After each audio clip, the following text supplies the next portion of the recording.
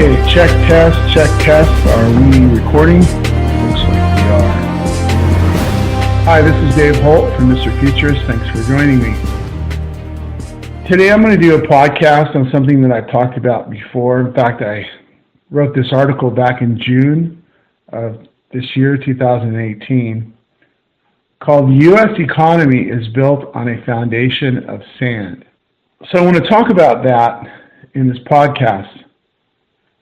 So first of all, let's discuss the mass layoffs and what was supposed to be a great U.S. economy of low employment with a surging stock market. All of the information that I'm going to give you is included in the article as references with links, so be sure to check that out. You've probably heard that Tesla cut 9% of its global workforce. McDonald's lays off as it restructures and streamlines management. IBM layoffs at Watson Health this year. 3,000 layoffs at Novo Nordisk, and a reduction in long-term growth projections. HP Hewlett-Packard now expects 4,500 to 5,000 employees to leave the company by the end of fiscal 2019 as part of an ongoing restructuring plan. And these are just some of the layoffs that we've seen in 2018 in what is supposed to be an economy that is the best ever, or the best in the last 20 years we keep hearing about. The truth is that many of these layoffs have been affecting white-collar management, and we are seeing technology companies and technology professionals being affected as well. Everyone has heard and has probably been told that AI and automation will only take over blue-collar jobs, or jobs that can simply and easily be done. And I'm going to prove to you in this podcast that that's not the truth, and talk to you about what's really happening. Let's look at some comments from the finance industry that I believe give a very clear picture of what's happening. And this is some things that I've come across and have found. And again, all the links are in the article. From the Business Insider this year, robots could replace as many as 10,000 jobs at Citi's investment bank. We've got 20,000 operational roles. Over the next 5 years, could you make it 10,000? Jamie Forese, the president of Citi and chief executive of the bank's institutional clients group. This is what he told the Financial Times in an interview. We've got 20,000 operational roles. Over the next 5 years, could you make it 10,000? Forese said the most likely areas for automation were in technology and operations, which accounts for almost 40% of the headcount at Citi's investment banking arm. Forese described these roles as the most fertile for machine processing. In the same article, it says, other major banking executives have made similar comments to the FT, with Goldman Sachs International CEO Richard Nod, the bank's most senior figure outside the U.S., saying he saw no reason automation couldn't keep growing.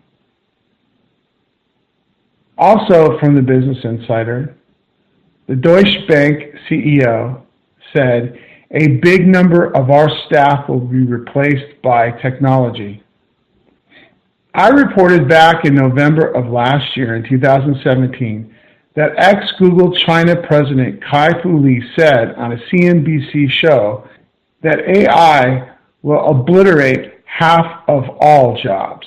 And I have a video of him saying that on the article if you want to go take a look. From the article, Mr. Lee said, white-collar jobs are easier to take because they are a pure, quantitative, analytical process. Machines can do quantitative, analytical processes extremely well. And that's what a lot of white-collar management, as you know, is all about. Something that machines can do very well and are getting better at all the time. Mr. Lee also said in an interview with MIT Technology Review, in an article called Tech Companies Should Stop Pretending AI Won't Destroy Jobs. He said, "It will soon be obvious that half of our tasks can be done better at almost no cost by AI. This will be the fastest transition humankind has experienced, and we're not ready for it." End quote. Check out the whole article because he talks a lot about the AI race between China and US, and it's definitely worth a read. I completely agree with Mr. Lee and have said for years that AI and smart technology will take over a lot more jobs than is being reported. I believe this is starting to happen now and will continue to happen and escalate with the next big US recession.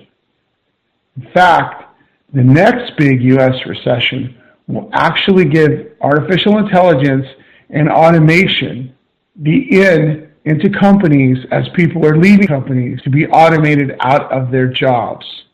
This is going to happen. On a side note, I think Kai-Fu Lee is someone to listen and watch. He seems to be very in tune with the US and China technology advances and business models. But having said that, lately, Mr. Kai-Fu Lee has been heavily promoting China over the US, and it seems his bias has taken a turn. But he's still somebody worth listening to as far as someone who's been in the AI industry for a long time and knows both China and the US, even though his take on it has been kind of biased lately. According to CNBC US Economy, planned job cuts slow in May 2018 as retail continues to lead this year in their Challenger report. Get that, retail continues to lead this year. According to the article, the 207,977 planned job cuts announced in 2018 is more than 6.2% higher than the same period in 2017. So we have more job loss from layoffs in 2018 than we did in 2017, but yet we have this economy that's the best it's been in many years.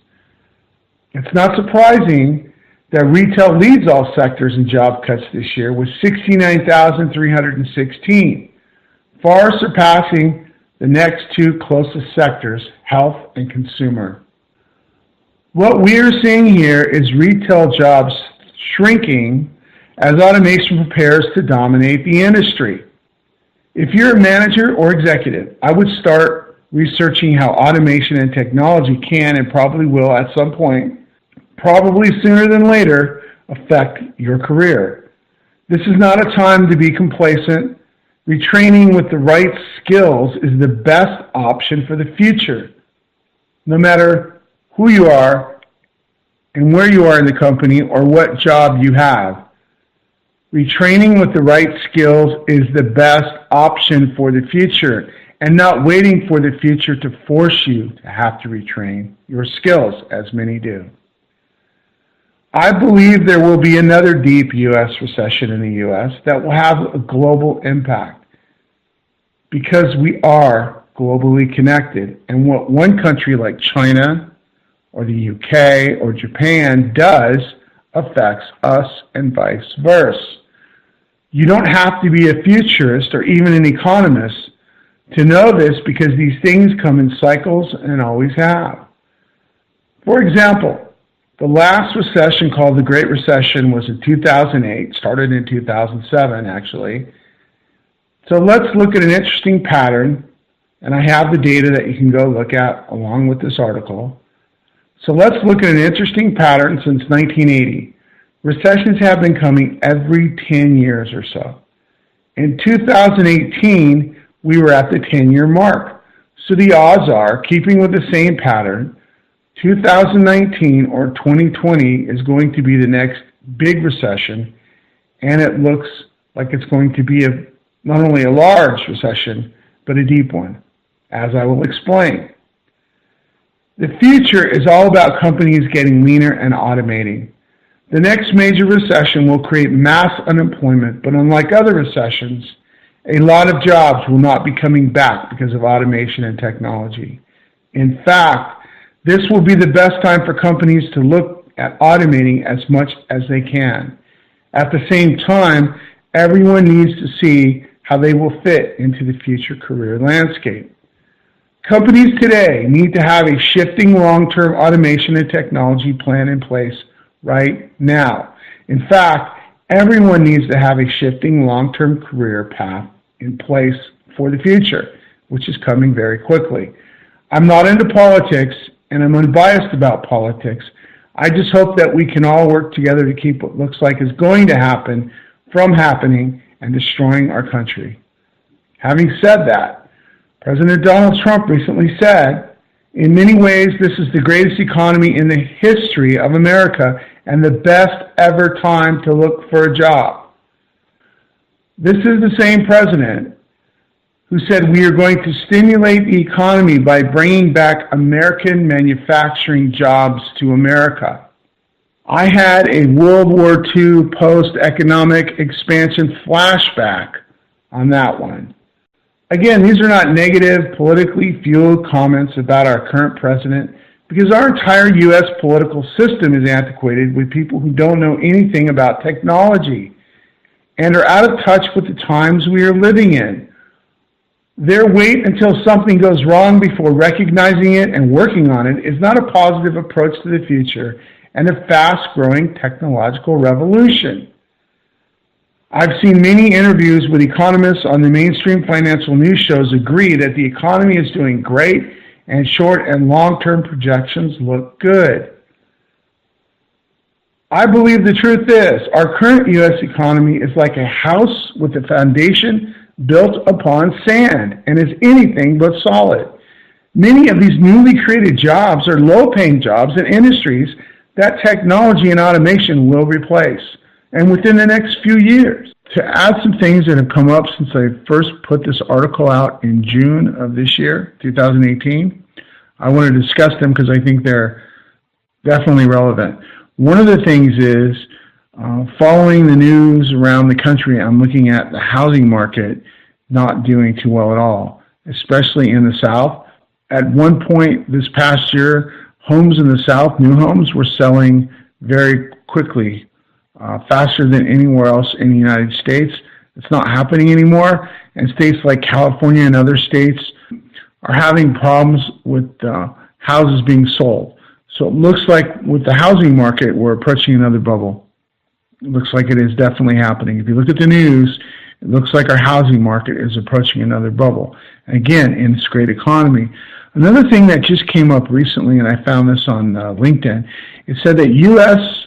cities with populations over 1 million accounted for 72% of all employment growth since the 2008 financial crisis.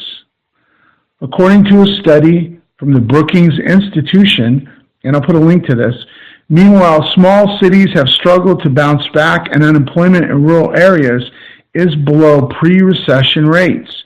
The tech industry's rapid growth in recent decades has contributed to this widening divide.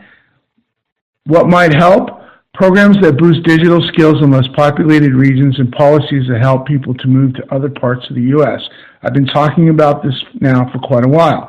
Every time Amazon, Google, or anybody wants to look for a new place to move, just like Amazon did, they don't pick Detroit or Baltimore or Pittsburgh or any of our great old decaying cities that could use this influx of these technology companies coming in there.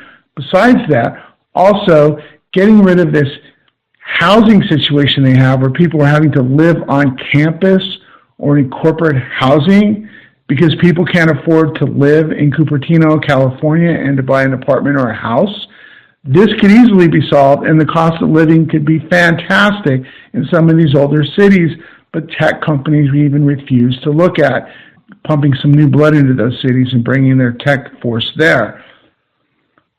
This is definitely a problem. We can't have a few cities of our largest cities in the United States, just because that's where the tech hubs are, having 72% of all of our employment, and at the same time, smaller cities and less than 1 million are below pre-recession rates.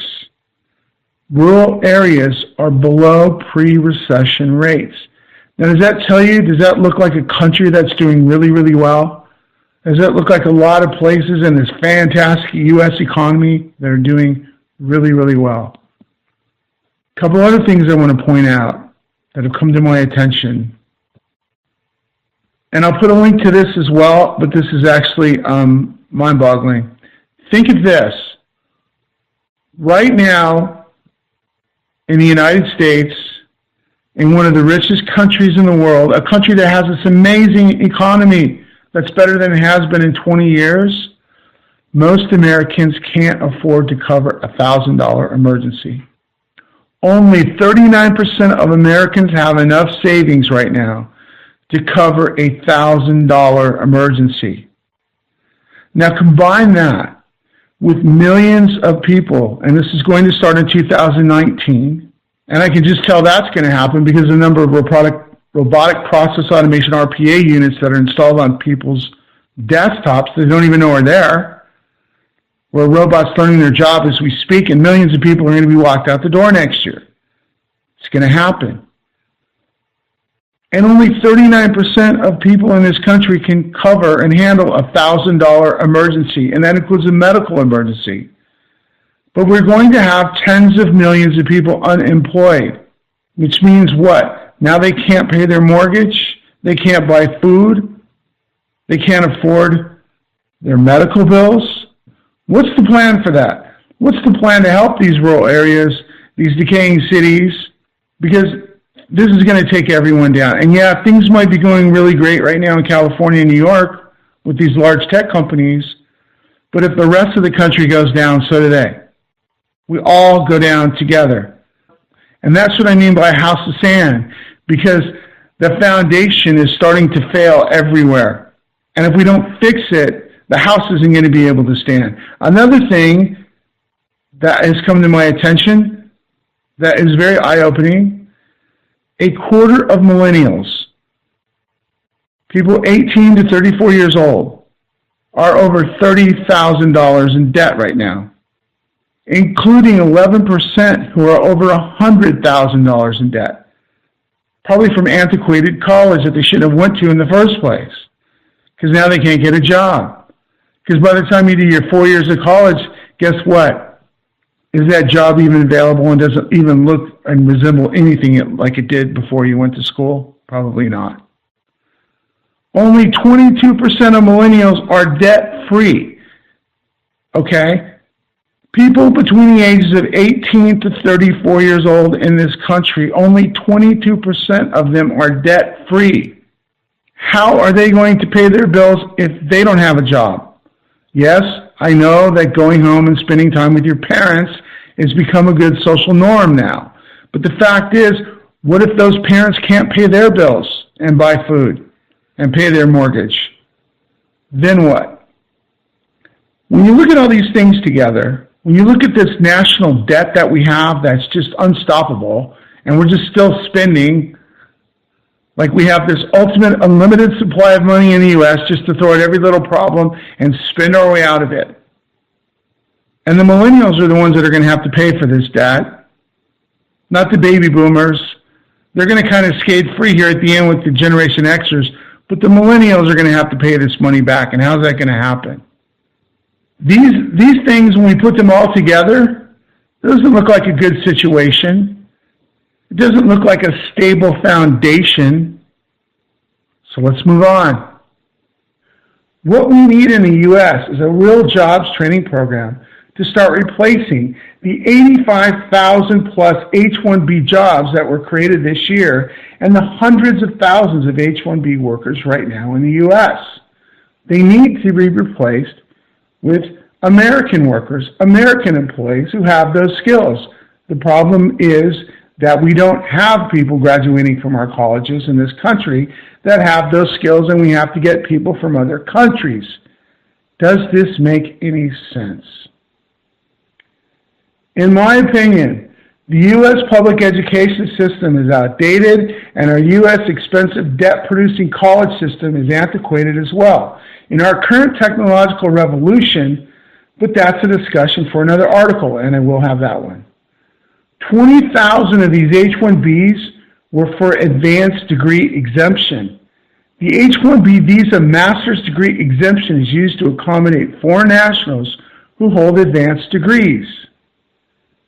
The first question then is, that directly relates to the U.S. economy, is when the U.S. has arguably the best universities in the world, why are 20,000 jobs being filled by foreign nationals because they have an advanced degree each year?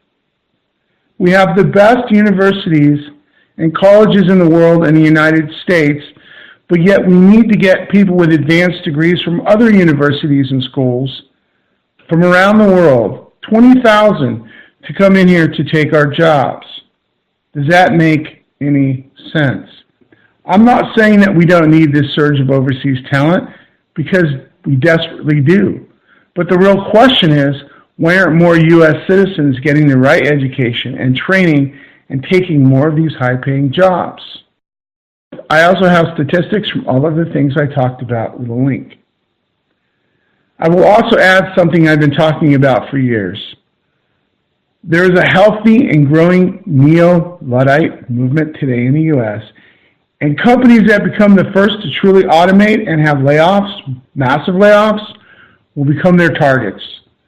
This means that brands that depend upon mass customers and customer loyalty will need to be very careful about how they implement automation and lay off their employees.